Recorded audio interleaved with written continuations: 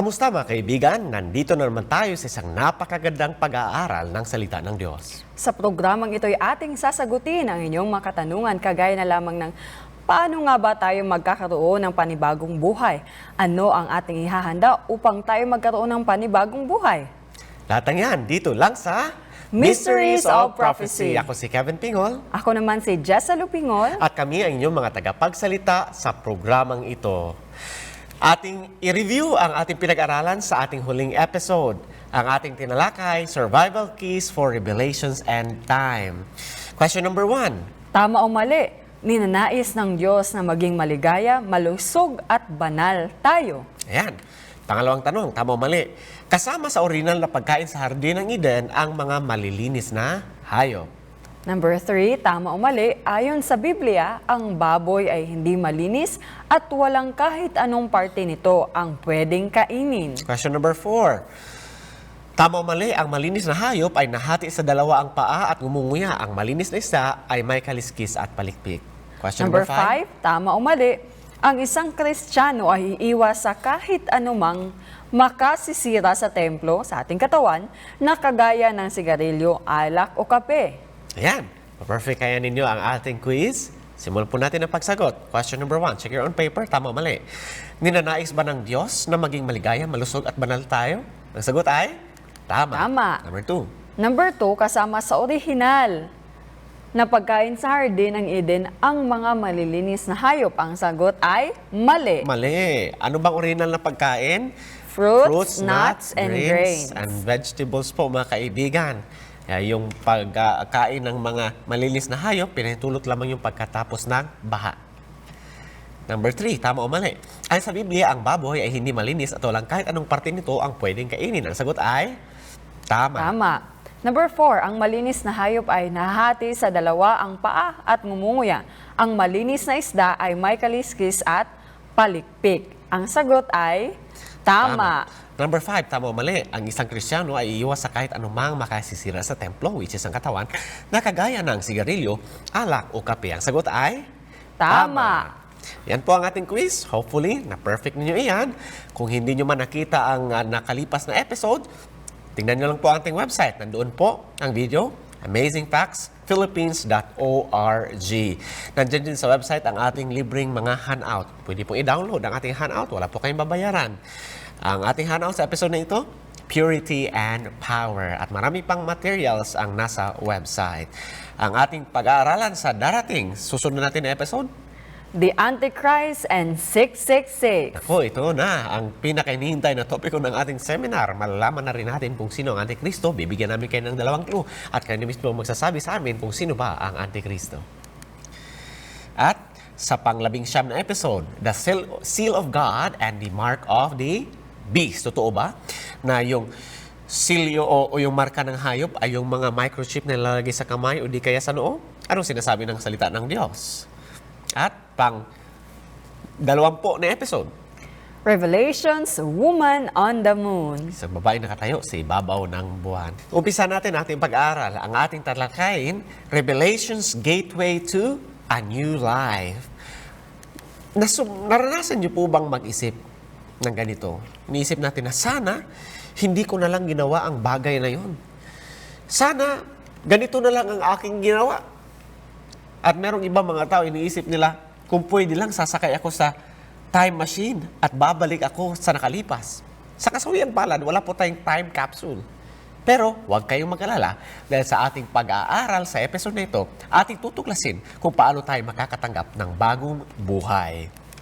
Umpisa natin ating pag-aaral sa pagbabasa ng salita ng Diyos. Makikita natin ito sa Juan Kapitulo 3, versikulo 3 hanggang 5 at narito ang sikreto sa bagong kapanganakan. Sabi dyan, Juan Kapitulo 3, versikulo 3, Sumagot si Jesus at sa kanya'y sinabi, Katotohanan sinasabi ko sa iyo, maliban na ang tao'y ipanganak na muli, ay hindi siya makakakita ng kaharian ng Diyos. Verse 4, Sinabi sa kanya ni Nicodemo, paano may panganak ang tao kung siya'y matanda na? Makapapasok baga siyang bilang ikalawa sa tiyan ng kanyang ina at ipanganak? Sumagot si Jesus, katotohanan sinasabi ko sa iyo, maliban ng tao ipanganak ng tubig at ng Espiritu, ay hindi siya makapapasok sa kaharian ng Diyos. Sabi ni Jesus kay Nicodemo, kailangan ikaw ipanganak na muli. At pinaliwanag niya na kinakailangan ng kapanganakan sa tubig at kapanganakan sa Espiritu.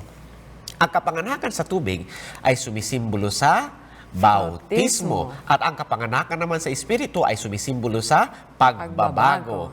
Paano ba tayo nakakaranas ng pagbabago? Sabi sa Juan Kapitulo 1, versikulo 12, datapot ang lahat ng sa kanya nagsitanggap ay pinagkalooban niya sila ng karapatang maging mga anak ng Diyos. Kapag tinanggap natin si Jesucristo sa ating buhay, kapag pinapapasok natin si Jesucristo sa ating buhay, at kapag siya ang pinapaghari natin sa ating buhay, binibigyan niya tayo ng karapatang maging anak ng Diyos. Ibig sabihin, maging anak ng Espiritu. Anong ginagawa ni Jesus? Siya ay kumakatok sa ating puso.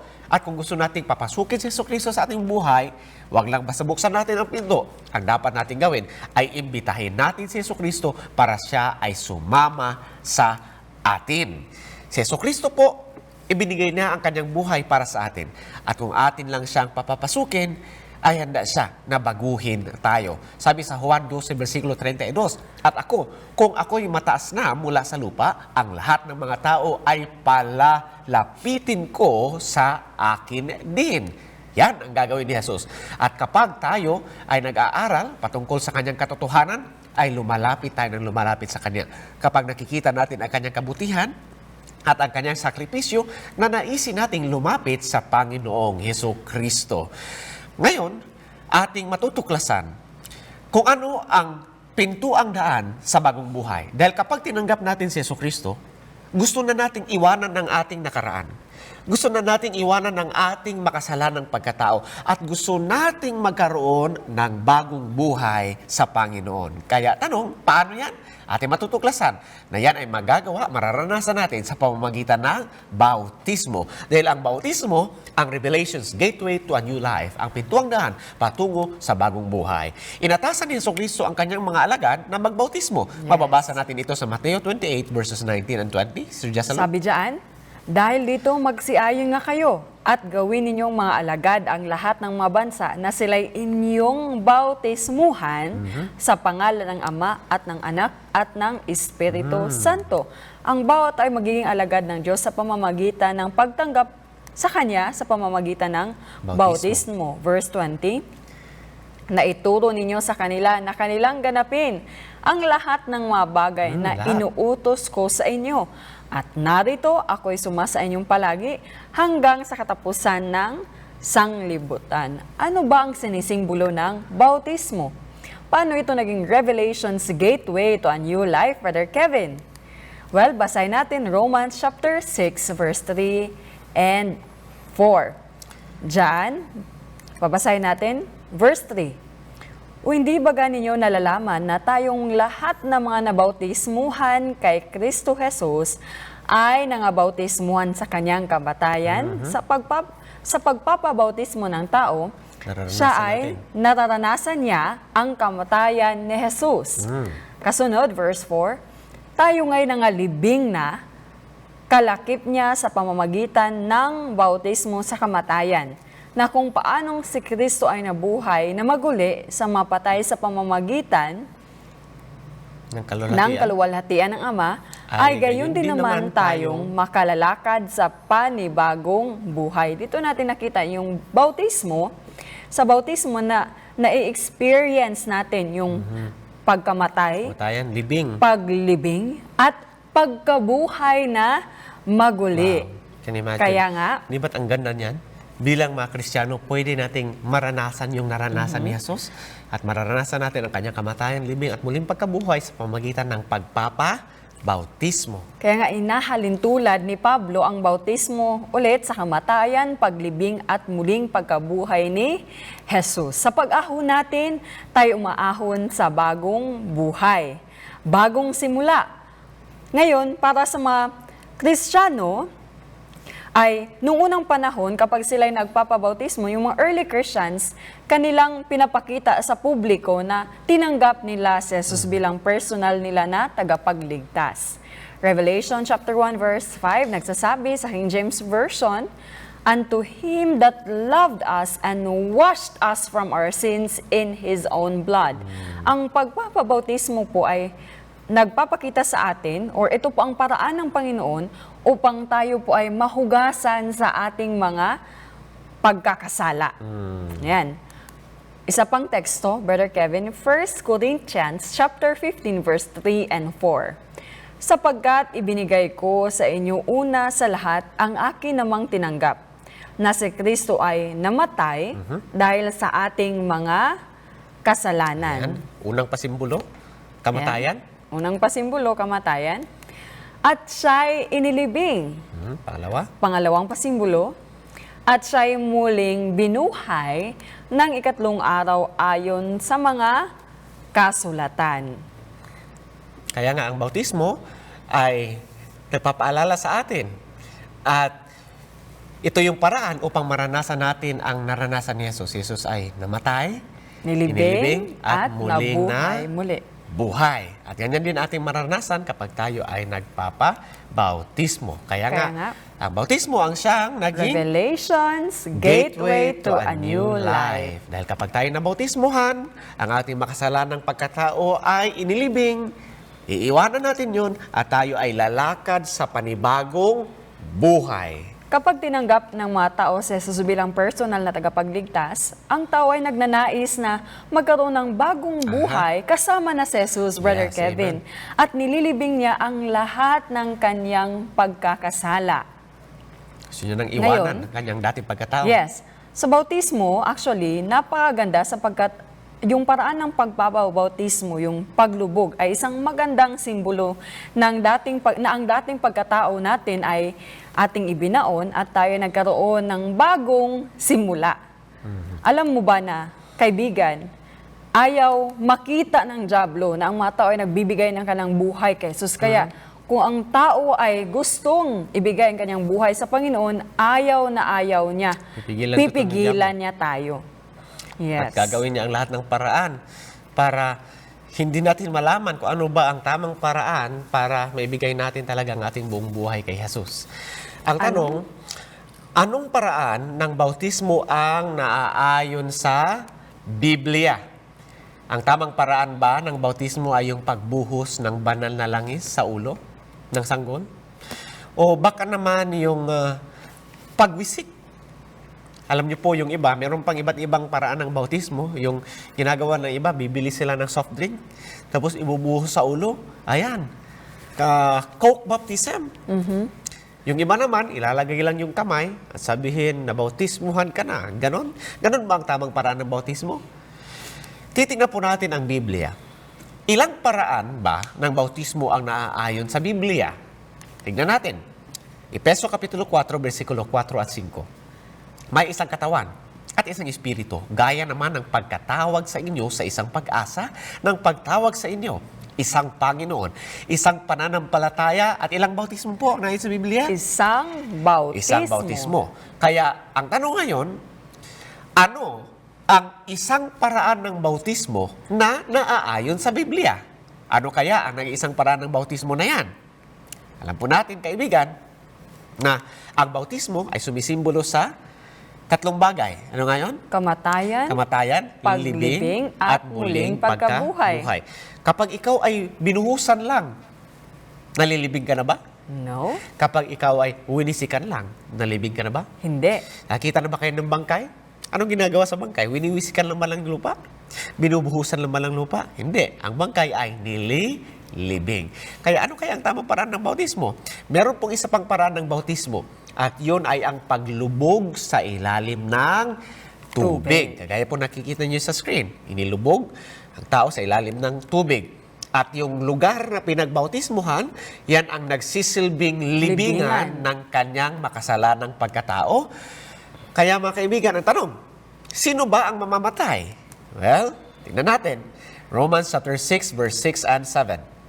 na nalalaman natin na ang ating dating pagkatao ay kalakip niyang napako sa krus upang ang katawang salarin ay magiba at nang sa gayoy huwag na tayong maalipin pa ng kasalanan. Wow, hindi na tayo maalipin ng kasalanan. Verse 7, sapagkat ang namatay ay ligtas na sa kasalanan. So ano palang kailangan natin gawin para makaligtas na tayo sa kasalanan? Dapat tayo ay mamatay. So sino yung dapat mamatay? Hindi si lolo at si lola. Ang dapat mamatay ay ang dati nating makasalanang pagkatao. Yun ang dapat iwanan natin, ilibing natin iyon. Tandaan po natin, kung may namatay, ano bang dapat natin gawin dito? Dapat natin itong ilibing. Kasi kung ang patay, hindi natin ililibing, anong mangyayari? Mangangamoy.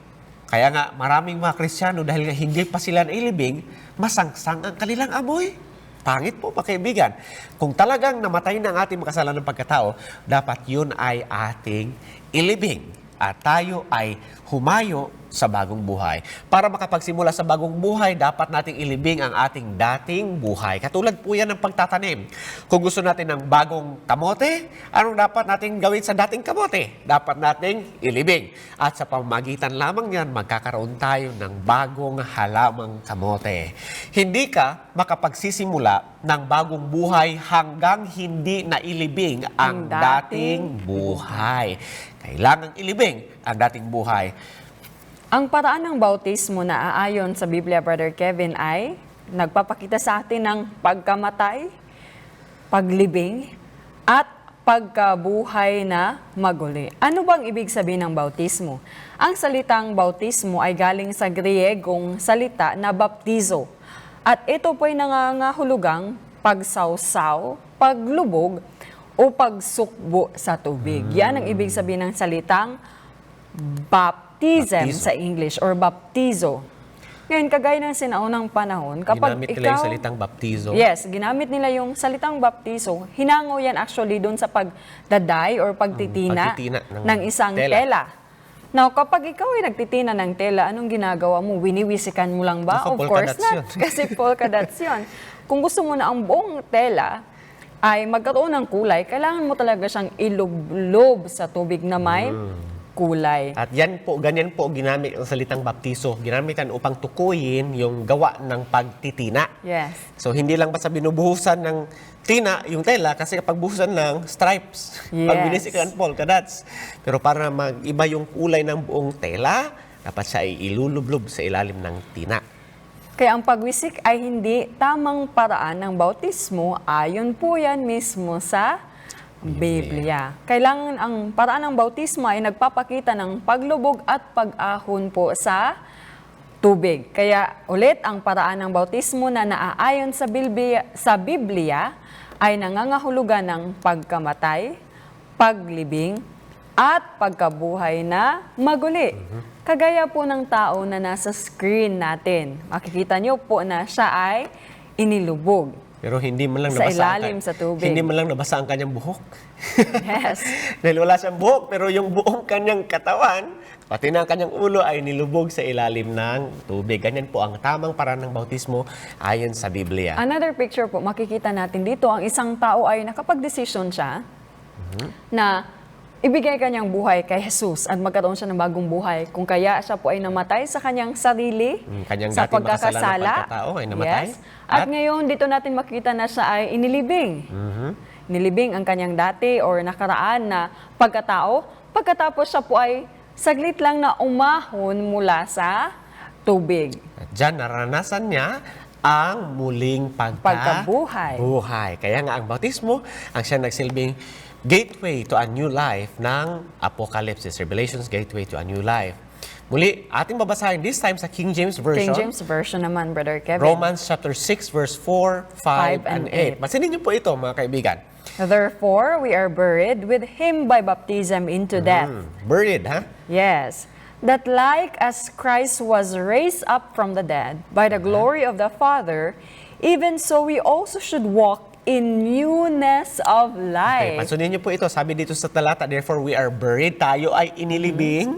At kagaya ni Jesus, siya rin ay Inilibing.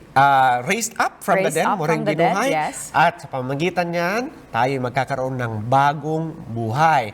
Walk in the newness of life. Pagkatapos nating bautismohan, dapat lumakad tayo sa bagong buhay. At sabi diyan, For if we have been planted together in the Tinanim. likeness of his death, we shall also be in the likeness of his resurrection. Kapag nagtatanim ba tayo, winiwisikan lang natin? Hindi. Pag tayo nagtatanim, ito ay ating nililibing.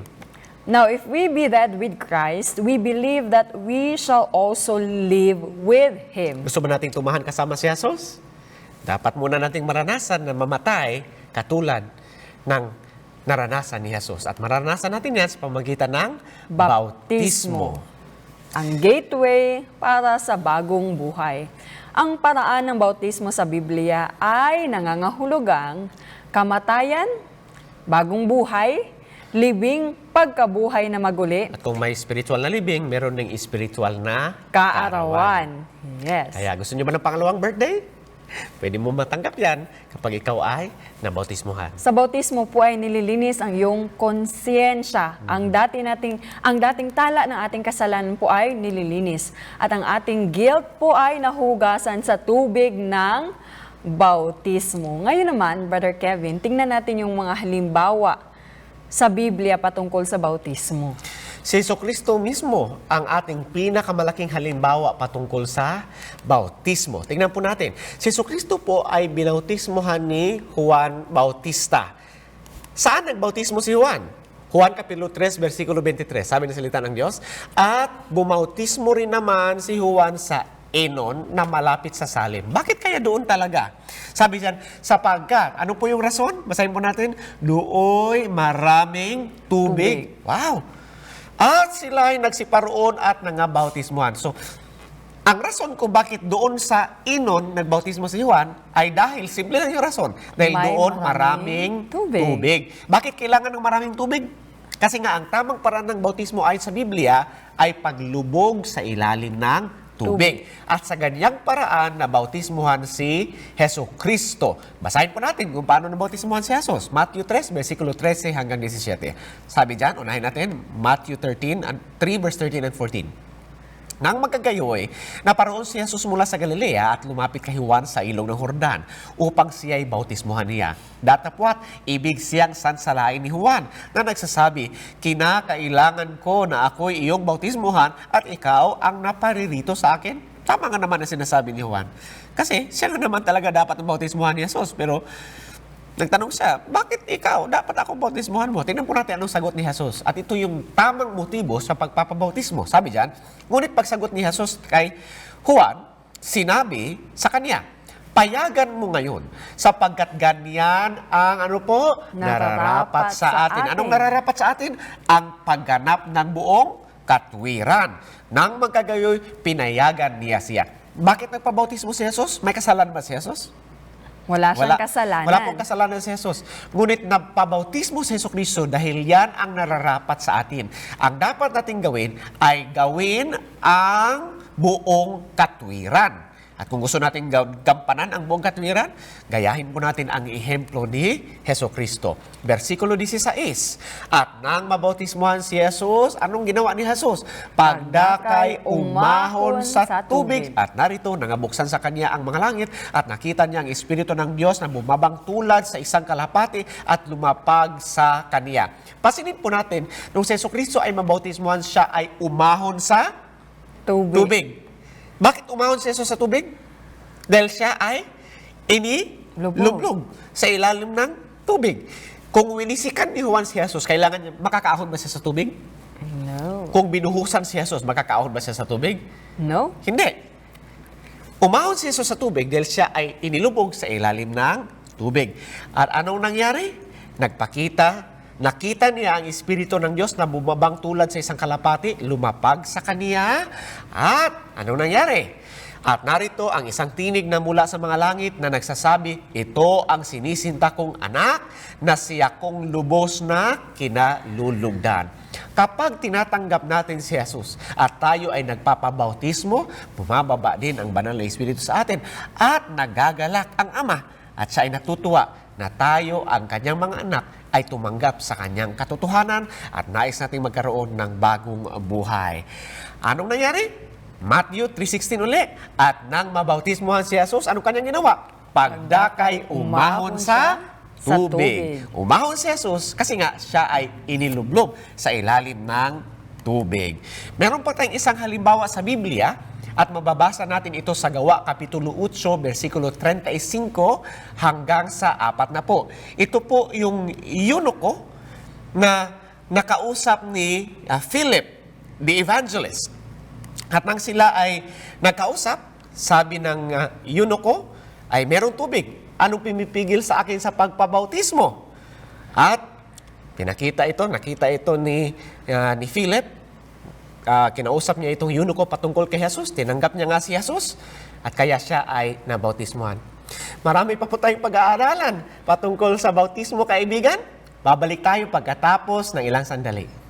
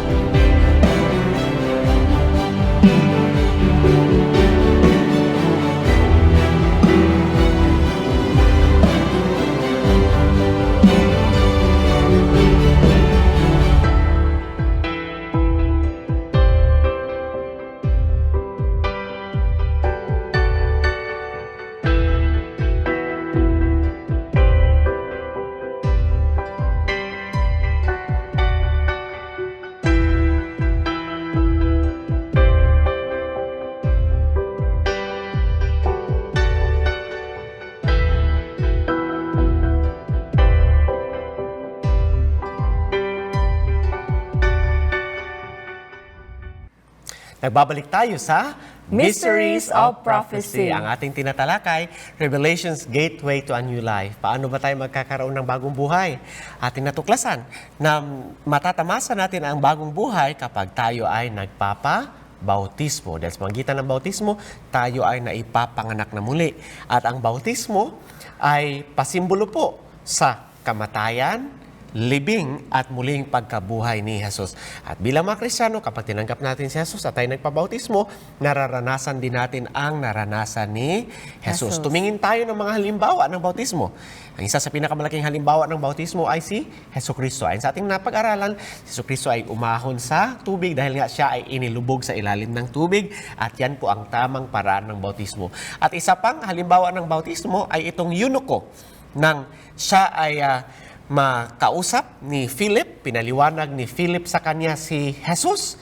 At nakita niya na mayroong tubig. Sabi niya, anong pumipigil sa akin na magpabautismo? At kaya nga siya ay nabautismuhan din.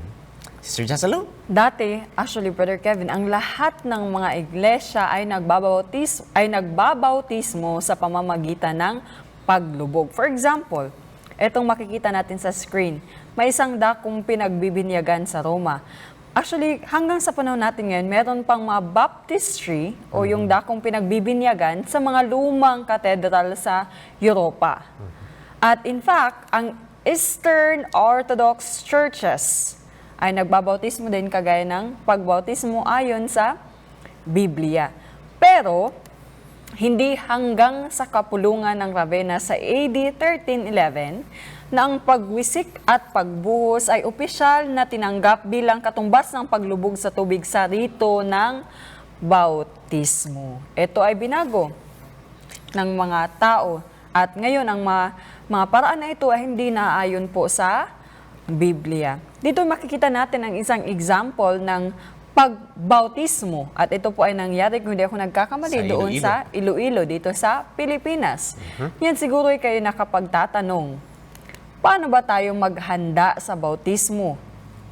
Kung ikaw ay gustong tanggapin si Jesus bilang personal na tagapagligtas ng iyong buhay, paano ka maghahanda para tanggapin siya? Dito po yung mga hakbang sa paghahanda sa bautismo. Unang-una, manampalataya. Tanggapin si Kristo bilang personal na Panginoon at tagapagligtas. Acts chapter 8 verse 37, sabi po dyan, at sinabi ni Felipe, kung nanampalataya ka ng buong puso ay mangyayari. At sumagot siya at sinabi, sumasampalataya ako na si Jesucristo ay anak ng Diyos. Ito ay si Philip at yung eunuko, Brother Kevin. Yung bating. Ngayon, ikalawa, magsisi. Ano bang totoong pagsisisi? Atin itong natalakay, ang pagsisisi ay pagkalungkot at pag-iwas o pagtalikod sa paggawa ng kasalanan. Sabi sa Acts chapter 2 verse 38, ayan, babasahin ko po, at sinabi sa kanila ni Pedro, mangagsisi kayo at mangagbautismo ang bawat isa sa inyo. Na ngayon, siguro kayo nag-iisip, napakalaki, napakarami na aking mga kasalan. Kung kaya ako'y maghihintay na lang na ako ay maging perfecto muna bago ako magpapabautismo. Hindi po ibig sabihin na kailangan nating maging perfecto. Kundi, ang kailangan po ay iwasan or hindi natin ipagpatuloy na gawin ang mga bagay na alam nating masama at hindi naayon sa kalooban ng ating Panginoon. Yan po ang ibig sabihin yan. Ngayon, pangatlo, sumunod. Ano bang susundin, Brother Kevin? Ang susundin ay ang mga kautusan ni Jesus.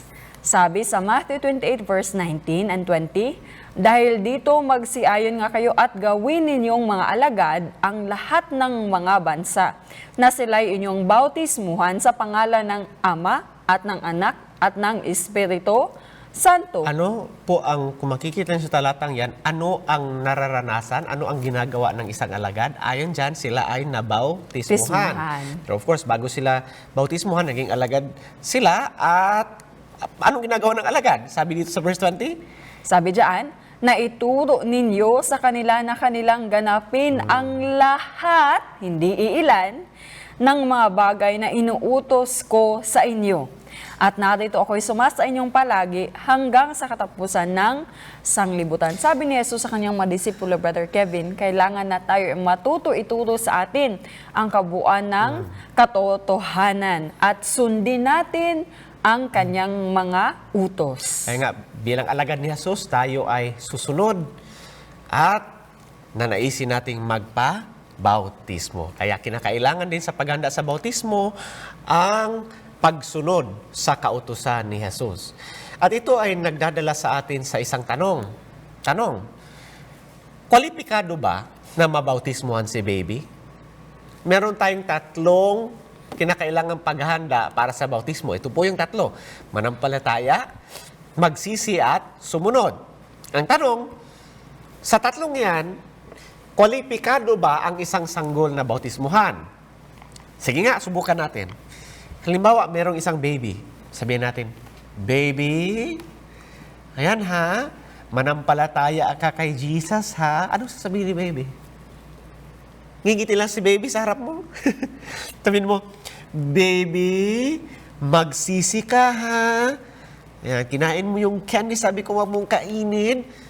Sabi ni baby. Ngingiti lang si baby. Sabihin mo, baby, sumunod ka sa 10 Commandments, ngingitian ka pa rin ni baby. Kaibigan, kwalipikado ba si baby na mabautismuhan? Hindi. Hindi. Hindi po qualified ang isang sanggol na mabautismuhan. Nung si Jesucristo po ay mabautismuhan, siya ay nasa tamang gulang na. naintindihan niya na ang sinasabi ng salita ng Diyos, kaya nakakapag-desisyon na po siya. Ang iba kasi, nag-aalala sila, baka may mangyari kay baby at hindi sila maligtas. Well, ilagay po natin sa Panginoon ang ating mga baby. Kasi nga po, kung babasahin natin yung Biblia, alam niyo po, nung ipinanganak si Jesus, kung babasahin po natin ang Matthew 2 verse 16 to 18, nung ipinanganak si Jesus dito sa lupa, maalala po natin na pinapatay yung mga sanggol doon sa bahagi na iyon ng Israel sa bandang Bethlehem. At alam niyo po ba, ay may propesiya patungkol sa mga sanggol na yun? Kung babasahin natin ang Jeremiah 31 verses 15 to 17, ating makikita na sila ay masusumpungan natin sa langit. Kaya, hindi po natin problema yon. Ang Panginoon po ang bahala sa mga sanggol. Ang bautismo po ay isang bagay na pinagdidesisyonan. Pero yung baby, hindi pa po yon nakapag-decide. Kaya nga, kung tayo ay nabautismohan na baby pa lang, hindi po yung tamang bautismo ayon sa Biblia. Dahil ang tamang bautismo, pinagdidesisyonan. At ang tamang bautismo ay sumisimbolo sa kamatayan, libing at muling pagkabuhay. Si Jesucristo po, nung siya ay sanggol, hindi siya nabautismuhan. Si Jesucristo ay na-dedicate doon sa templo. Hindi po siya nabautismuhan. Si Jesucristo, he was baptized at the age of around 30. At simula noon, nagsimula siya sa kanyang ministeryo dito sa lupa. So, isa pang tanong, naayon ba sa Biblia ang muling pagpapabautismo? Sinasangayunan ba ng Biblia muling pagpapabautismo? Basahin natin. Acts chapter 19 verses 1 to 5. At nangyari na samantalang si Apolos ay nasa Corinto, pagkatahak ni Pablo ng mga lupaing matataas ay napasa Efeso at nakasumpong ng ilang mga alagad. Ano ang sumpungan nila, Pablo? Mga alagad. At sa kanya'y sinabi niya, tinanggap baga ninyo ang Espiritu Santo nang kayo'y magsisampalataya? At sinabi nila sa kanya, hindi man lamang namin narinig na may ibinigay na Espiritu Santo. Tanong, may kulang ba ang kanilang pagkaalam? Yes. Hindi nila alam na meron palang Espiritu Santo na ibinigay. Ngayon, sunod na talata. At sinabi niya, kung gayo'y sa ano kayo binautismuhan? At sinabi nila, sa bautismo ni Juan. Okay, tanong muli, nabautismuhan na ba itong mga alagad na ito? Yes. Sa anong bautismo? Sa bautismo ni Juan. Sabi dyan, at sinabi ni Pablo, nagbabautismo si Juan sa bautismo ng pagsisisi na sinasabi sa bayan na sila na magsisampalataya sa darating sa hulihan niya sa makatuwid bagay kay Jesus. At nang kanilang marinig ito ay, anong kanilang ginawa? Nangagpabautismo sila sa pangalan ng Panginoong Jesus. Dito po nakita natin na itong mga tao ito, nabautismuhan na sila. At least isang beses sa bautismo ni Juan.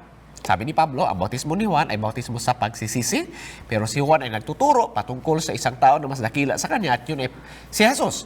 At nang kanila itong naintindihan nila na meron ding Espiritu Santo, sila ay nagpabautismong muli. Kaya ilang beses sila nabautismuhan? 2. Ayan po. Kaya, tanong, naayon ba sa Biblia ang muling pagpapabautismo?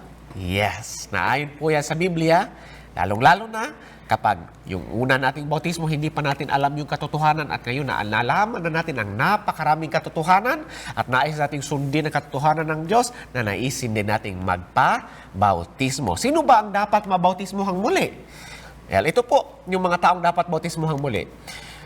Kung hindi pa sila nailibing, kung yung bautismo po na atin o inyong naranasan ay pagwisik lang, o di kaya pagbuhos lang, o di kaya pagpatong lang ng kamay, nailibing na po ba? Hindi. Kinakailangan po na bautismohang muli. Kasi hindi po yun tamang paraan ng bautismo na naaayon sa Biblia. Pangalawa, kung hindi pa tinanggap si Jesus. Meron kasi akong kakilala, ganitong nangyari sa kanya. Gumawa kami ng seminar sa isang barangay. At may nakausap ako isang nanay. Sabi ko sa kanya, Nay, ano bang iyong grupo? Sabi niya ganito. At sabi ko, paano po kayo nasali dyan? Actually, nagulat nga lang ako, napabilang ako sa grupong ito. Kasi, inimbitahan lang ako sa isang meeting. Pagkatapos, nagkanta-kanta kami, tapos may nagsalita. Tapos, maya-maya, bigla na lang kaming dinala doon sa harapan. At hindi nga ako handa. Binautismuhan nila ako. Meron po mga taong gano'n na, I don't know kung kayo po mismo nakaranas kayo ng ganyan, pero ang tamang paraan po ng bautismo, dapat tinatanggap natin si Jesus. Hindi po bautismo sa sapilitan. Hindi po yung nagulat ka na lang, nabasa ka na, hindi mo na malayan, hindi ka nga handa. Naku po mga kaibigan, hindi po yan ang tamang paraan ng bautismo. Pangatlo, kung nalaglag palayo kay Jesus. Alam mo na meron kang ginawa na hindi karapat-dapat gawin ng isang Kristiyano, at ikaw ay talagang napalayo na sa Diyos at napakalayo mo na sa Diyos, kaibigan, kung inuudyo ka ng Banal na Espiritu na magpabautismo, ikaw ay pwedeng mabautismuhang muli. Lalo na kapag napalayo ka, ikaw ay nalaglag, palayo kay Jesus. At pangapat, kung hindi kailanman naturuan na sumunod sa buong kautusan. Marahil ikaw ay nabautismuhan na noon. Ngunit yung bautismo na iyong tinanggap ay katulad lang ng bautismo ni Juan. Bautismo sa pagsisisi. Pero kaibigan, marami pa pong bagay sa Biblia, marami pang katotohanan sa Biblia maliban sa pagsisisi. Halimbawa, yung katotohanan patungkol sa 10 utos, katotohanan sa estado ng tao sa kamatayan, katotohanan patungkol sa Sabat. At ngayon, kung nalaman mo na ang katotohanan ito, kung ikaw ay nananampalataya, ikaw ay magpapabautismo. Yan po ang mga kinakailangang bautismuhan. Gaano ba kahalaga ang bautismo? Mahalaga ba ito, Sister Jessalo? Yes, napakahalaga. Sabi nga po sa Mark chapter 16, verse 16, ang sumasampalataya at mabautismuhan ay maliligtas. Datapwat ang hindi sumasampalataya ay parurusahan. Kapag ikaw ay sumasampalataya, kasunod niyan ay ang pagpapabautismo. Ngayon po, mahalaga ang pagpapabautismo sapagat sa paraan na yan, tayo ay maliligtas. Naalala ko lang, Sister Jessalo, meron akong nakausap na isang may mga around 60 years old senior citizen sa kanyang bahay. Sabi niya sa akin, Brother Kevin, kailangan ba talaga akong mabautismuhan muli? At ako nanalangin, ano ba isasagot ko dito sa kanya? At pinakita sa akin ng Banal na Espiritu, yung talata na yan, Mark 16:16. At naalala ko nga, sabi ng Biblia, sumasampalataya at magpabautismo. Kung tayo ay sumasampalataya at magpabautismo, tayo ay maliligtas. Magkapares po yan, ang pananampalataya at bautismo. Kaya tinanong ko siya, Nanay, naniniwala ka ba na ang Diyos ay merong 10 utos at kung iniibig natin si Jesus, ay susundin natin ang kanyang utos? Sabi niya, yes, naniniwala ako. Naniniwala ka ba patungkol sa Sabat? Sabi niya, yes, naniniwala ako. At tanong ko sa kanya, Nay, ayon sa talata, anong sabi? Kung ikaw ay sumasampalataya at mabautismuhan, ikaw ay maliligtas. Kaya alam niya na kung anong gawin at siya nga ay nagpabautismo. Ngayon, paano naman yung tao na kasama ni Jesus na nakapako sa cross? Nakapako sa cross, yes. Hindi siya nabautismuhan, maliligtas ba siya? Namatay siya, no? Nakapako Actually na siya sa po, cross. yes. Actually po, ang ikalawang rason kung bakit nagpabautismo si Jesus ay para sa mga taong na hindi mabautismuhan, kagaya ng tao na nasa cross. Siya ay sumasampalataya kay Jesus pero hindi na po siya maaaring bumaba at magpabautismo. Kaya si Jesus ay nabautismuhan para sa mga hindi maaaring mabautismuhan. Pero Sister Jessalo, sa tingin mo ba, kung yung taong yun ay nakawala doon sa cross, sa tingin mo ba pipiliin niya magpabautismo? Yes. Yes, of course. Kung maaari po na tayo ay mabautismuhan, inaasahan po ni Jesus na itong hakbang na ito ay ating gawin upang tanggapin natin siya. Ang ilang pa mga halimbawa dyan ay katulad ng mga tao na may critical na sakit. Yes. Halimbawa yung mga tao na Hindi mo pwedeng basain. oo, may mga tubo dito sa ilong, may tubo sa bibig, may tubo dito sa leeg. At yung ganyang klaseng tao, kapag ilulubog mo sa tubig, baka atakihin at mapahamak pa.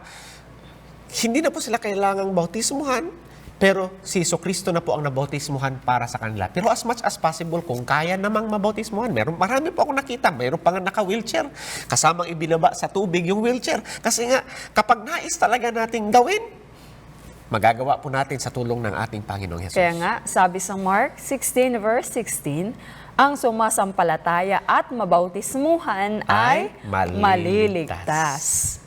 Dito po siguro ilan sa inyo ay nag-iisip, well, ngayon, sinasabing ba sa akin na kailangan kong mabautismuhan? O, parang napipilitan. Actually, hindi po namin sinasabi na kailangan ninyong mabautismuhan. Kasi ang pagpapabautismo po ay hindi iisipin mo na kinakailangan or hindi dahil pinipilit ka or napilit ka lang. Napuwersa. Napuwersa ka lang. Ang pagpapabautismo po ay personal mo na desisyon. Hindi po isang bagay na pinipilit ang bautismo. Yes. Ang bautismo isang bagay na dinidesisyonan natin. Hindi na Yes. napipilitan tayo. Kagaya ng sa kasal, Brother Kevin. Siyempre, paano mo ba pinakasalan ang iyong asawa? Dahil ba ikaw ay, napilitan? Mga kaibigan, Of course not. nung pinakasalan ko po si Sir Jassol, hindi ko siya pinakasalan dahil napilitan na lang ako. Kasi pag sinabing pinakasalan dahil napilitan, ang ibig sabihin nun, napikot. Pero hindi po ganun. Pinakasalan ko po ang aking asawa dahil mahal ko siya. At ganun din po ang pagpapabautismo. Ang pagpapabautismo ay hindi po sa pilitan. Pero kung iniibig natin si Jesus, mahal natin siya, gagawin natin ang kanyang halimbawa. Ang pagpapabautismo po ay pagpapakita sa publiko na mahal natin si Jesus at tinanggap natin siya bilang ating personal na tagapagligtas.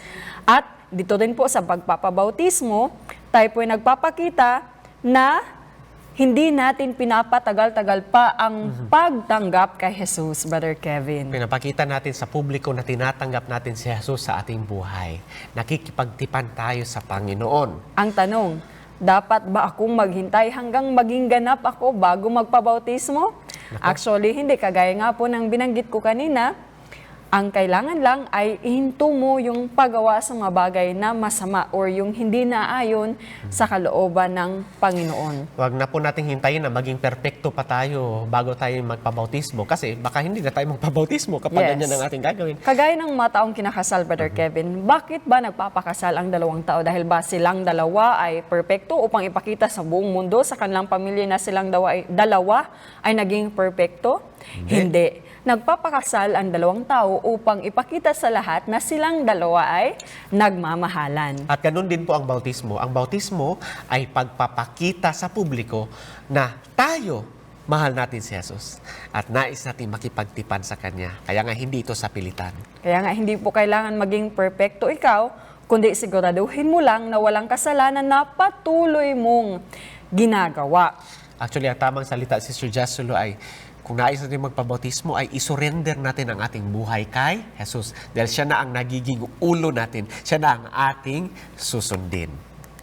Kaya nga yan ang bautismo. Pakikipagtipan sa ating Panginoon. At yan ang nararapat gawin ng isang Kristiyano.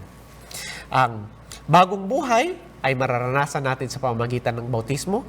Dahil kapag tayo ng bautismuhan, ang ating dating makasalanang pagkatao ay iniiwan natin sa tubig at tayo ay aahon na nagkaroon na ng bagong buhay. At syempre, pipigilan tayo ni Satanas. Alam niyo po kaibigan, bigyan ko kayo ng babala. Kung makapagdesisyon kayo na magpabautismo. Now, I do understand. Habang kayo nanunood ay inuudyok po tayo ng banal na espiritu na gawin ko anong nararapat. At tandaan niyo po ito, kung nanaisin yung sundin ang katotohanan, kung nanaisin yung sundin ang halimbawa ni Jesus, gagawa si Satanas ng iba't ibang paraan para mapigilan ka lang na gawin ang hakbang na yan. Pero wag kang magpapapigil, wag kang mag-alala. Alam niyo po, merong ibang mga tao, marami ang tututol sa kanila. Tututulan sila ng kanilang pamilya, ang ibang tututol sa kanila yung kanilang boss, pero kaibigan, ano bang mas mahalaga? Mas mahalaga ang pag-ibig ni Jesus. Ang tamang motibo sa pagpapabautismo ay ang pag-ibig ni Jesus. Tandaan natin, si Jesucristo po, siya ang nagbigay sa atin ng biyaya ng buhay. At sayang naman kung hindi natin ito tatanggapin, kung hindi natin ipapasok sa ating buhay ang kanyang biyaya na ibinigay na sa atin. Kaya nga po, kahit pa kayo isinusubok, kayo tinututulan, minsan po kayo nadi-discourage, pero magpatuloy lang po kayo sa iyong desisyon na magpabautismo dahil pagkatapos niyan, bibigyan ka ni Jesus ng kapayapaan. Hindi mo kailangang mag-alala sapagkat ikaw ay papatnubayan niya at ikaw rin ay bibigyan ng kalakasan na sundin siya. Huwag kang matakot, hawakan mo ang kamay ni Jesus at tutulungan ka ng Panginoon. Bibigyan niya ng kapayapaan ang iyong puso. Alam niyo, napakasarap nito. Sa wakas, pwede na nating iwanan ng ating makasalanang pagkatao at pwede na rin nating matanggap ang bagong buhay. Sabi sa Juan Kapitulo 12, versikulo 32, At kung ako'y mataas na mula sa lupa, ang lahat ng mga tao ay palalapitin ko sa akin din. Kapag inaangat natin si Jesus, kapag nakikita natin ang sakripisyo ni Jesus, kapag nakikita natin ang kabutihan ni Jesus, dinanais nating lumapit sa Kanya. Dinanais nating iwanan ang ating makasalanang pagkatao at makatanggap ng bagong buhay. At maraming mga tao na po ang nagpapabautismo. Ito po halimbawa ay isang bautismo na naganap doon sa Russia. Pagkatapos masira ng USSR, ang ebanghelyo ay nakarating sa Russia at daan-daan, libo-libo mga tao ang nagpabautismo. Ito naman ay isang bautismo na naganap doon sa Iloilo. Daang-daang mga tao, around 250 katao ang nabautismohan. Ito naman ay isang bautismo na naganap doon sa India. Higit sa 500 mga Hindu ang tumanggap kay Hesukristo. Amen. Napakagandang tanawin po, kaibigan. At hindi lang yan. Tingnan niyo po itong nasa picture. Kung mapapansin niyo po dyan, merong isang matanda na nagpabautismo. Ayan. Pansinin niyo po, puti na ang kanyang buhok. Ibig sabihin, napakatanda niya na. Alam niyo po, kaibigan, hindi pa po huli ang lahat. Ano man ang iyong edad, mapa ikaw ay 70 years old man, 80 years old, o kahit pa 90 years old, kung gusto mong ibigay ang iyong buhay kay Jesus, walang makakapigil sa iyo. Basta lang, hawakan mo ang Panginoon at huwag mong hayaan sino man kaibigan ang humadlang para gawin mo ang hakbang na yan. Inuudyo ka ng Banal na Espiritu, gawin mo ang tamang desisyon. Kaya nga sabi sa Acts chapter 22 verse 16, New King "And James Version. now, why are you waiting? Arise and be baptized and wash away your sins, calling on the name of the Lord." Ano pa bang hinihintay mo? Anong hinihintay mo, kaibigan? Yes. Humayo ka, at magpabautismo at tawagin mo ang pangalan ng Panginoon. Sa wakas, kaibigan, kapag ikaw ay nabautismohan, maiwanan mo na ang iyong makasalanang pagkatao. Alam niyo po kung gaano kasarap ang pakiramdam kapag meron na tayong bagong buhay. Halimbawa, bigyan ko kayo ng halimbawa. Halimbawa, ikaw ay kilala na magnanakaw. O sabihin natin, ikaw ay kilala na adik. Ikaw ay kilala na, swindler o manloloko. At kapag nakikita ka ng mga tao, ang tingin nila sa'yo, ito yung si Kuan, ganito yung kanyang buhay, ganito, ganyan. Siguro ikaw ay mangangalon niya at alam ng iyong kapitbahay ang iyong ginagawa. Pero kaibigan, alam mo, kapag ikaw ay magpabautismo, sa wakas, pwede mo nang iwanan ang iyong makasalanang pagkatao. Pwede mo nang tanggapin ang kapayapaan ng Panginoon dahil paglabas mo sa tubig, ikaw ay isa ng bagong nilalang. Ikaw ay ipinanganak ng muli.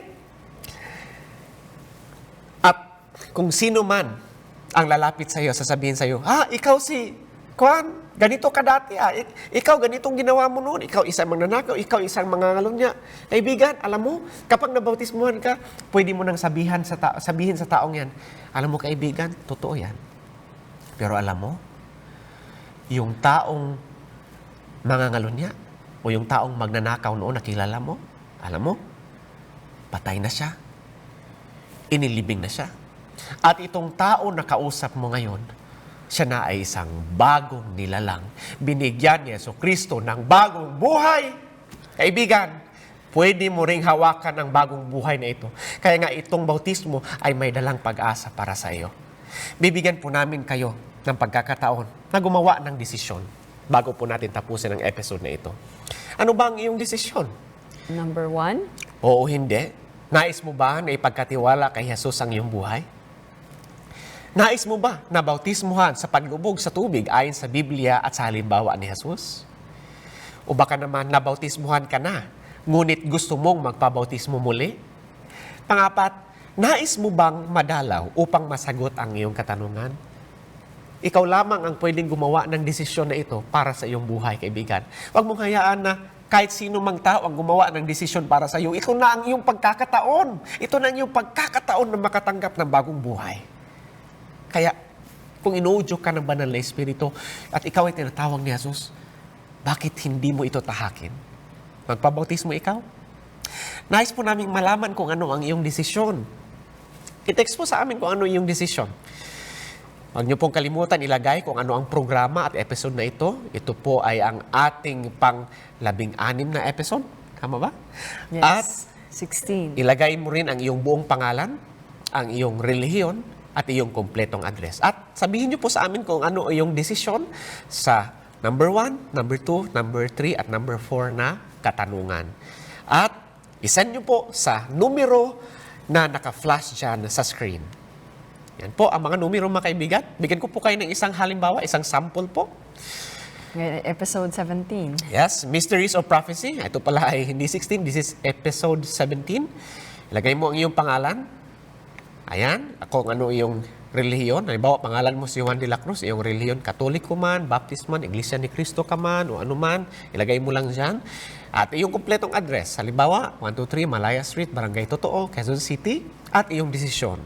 Nais mo bang magpabautismo? That's 1, 2, 3, at 4. At muli, isend sa numero na naka-flash sa screen. Ito po muli yung mga katanungan. Number 1, nais mo ba na ipagkatiwala kay Jesus ang iyong buhay? Nais mo ba na bautismuhan sa paglubog sa tubig ayon sa Biblia at sa halimbawa ni Jesus? O di kaya nabautismuhan ka na ba? Ngunit gusto mong magpabautismo muli? At number 4, nais mo bang madalaw upang masagot ang inyong mga katanungan? Sabihin po sa amin ang iyong desisyon. Muli, nandito po ang number sa screen. At pwede din po kayong pumunta sa aming website, www.amazingfactsphilippines.org para matulungan po namin kayo sa inyong hakbang sa pagpapabautismo. Kaibigan, ang aming panalangin, nawa itong pag-aaral na ito ay nagbigay sa iyo ng kaligayahan. Nawa itong pag-aaral na ito ay nagbigay sa iyo ng kapayapaan at pag-asa at ito ay hatid sa inyo ng Panginoong Hesukristo. May pag-asa para sa iyo. Sa bautismo, bagong buhay magsimula. May pag-asa para sa iyo, mga kasalanay, malilibing na. May pag-asa para sa iyo, huwag magdalawang isip gaya ng iba dahil may pag-asa kay Kristo para sa iyo. May pag-asa para sa iyo, paglubog sa tubig ang tamang paraan. May pag-asa para sa iyo, pagwisik at iba walang kabuluhan. May pag-asa para sa iyo na ang salita ng Diyos piniling sundan. May pag-asa kay Kristo para sa iyo. Ang susunod natin na episode, The Antichrist and 666. Tutuklasin na natin kung sino ba ang Antikristo at ano naman yung 666. Yan ay sa susunod na episode ng ating programa. Manalangin po tayo, iyuko natin ating mga ulo. Ama naming nasa langit, maraming salamat po at pinalam niyo sa amin ang napakagandang katotohanan patungkol sa bautismo. Sa wakas, Ama, ay pwede na naming iwanan ang aming makasalanang pagkatao at pwede na naming tanggapin ang bagong buhay. Ama, hawakan niyo po ang bawat isa sa amin. Tulungan niyo po kami upang aming naising gawin ang kung anuman ang kalugod-lugod sa inyong harapan. Ama, baguhin niyo po ang buhay namin. Tulungan niyo po kami upang kami ay makasama na ninyo dyan sa langit na tahanan. Maraming salamat sa pagmamahal. Patuloy niyo po kaming gabayan sa patuloy na pag-aaral niyo salita. Ito po ang aming hinihiling sa pangalan ni Jesucristo, na aming Diyos at tagapagligtas. Kaibigan, dito po muna nagtatapos ang ating episode. Babalik tayo sa isa namang pag-aaral dito lang sa Mysteries of Prophecy.